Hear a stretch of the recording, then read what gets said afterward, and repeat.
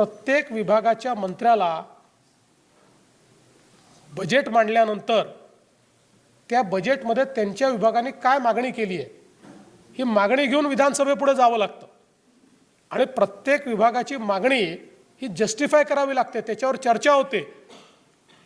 ती मागणी कमी करावी म्हणून कपात सूचना त्याच्यात टाकता येते आणि ती मागणी मान्य झाली की त्या विभागाचं बजेट मान्य झालं असं समजलं जातं आणि मग सगळ्या विभागांच्या मागण्या मंजूर झाल्यानंतर एकत्रितपणे कायदा तयार करावा लागतो।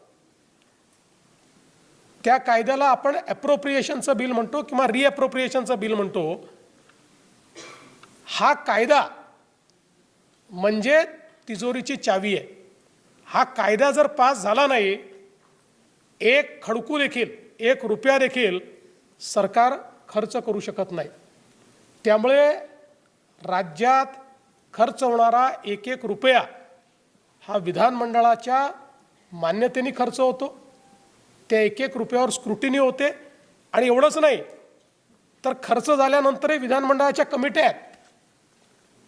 ही प्रत्येक विधानमंडळाची कमिटी समजा एस्टिमेट कमिटी आहे, तर एस्टिमेट कमिटी काय मागणी केली होती आणि तुम्ही काय खर्च केला आणि मग तुम्ही जर योग्य खर्च करू शकले नाही तर मागणी का केली, वर्षभर याचं काम चालतं। विधानसभा 3 वेळा चालते, पण विधानसभेच्या कमिट्या या वर्षभर चालतात आणि वर्षभर त्या कमिट्या स्क्रुटिनी करत असतात। त्यामुळे ही स्क्रुटिनीची प्रोसेस कंटिन्युअस आहे, केवळ विधानसभेच्या सत्रापुरतं नाही आहे।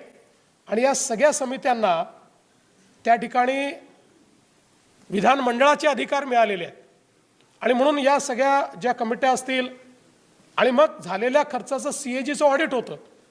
त्या ऑडिटमध्ये जे ऑब्जेक्शन्स आले त्याच्यावरही कमिटी आहे, लोकलेखा समिती, की जी पुन्हा सगळ्यांना बोलवून विचारते की तुमचा खर्च चुकलेला आहे याचं एक्सप्लेनेशन द्या आणि जर ते सॅटिस्फॅक्टरी नसेल तर ती समिती विधानमंडळाला अहवाल देऊन कोणाची चूक आहे, काय कारवाई केली पाहिजे हे देखील सांगते। आणि म्हणून फायनान्शियल बिझनेस हा देखील अतिशय डिलिजंटली, ट्रान्सपरंटली या ठिकाणी होत असतो।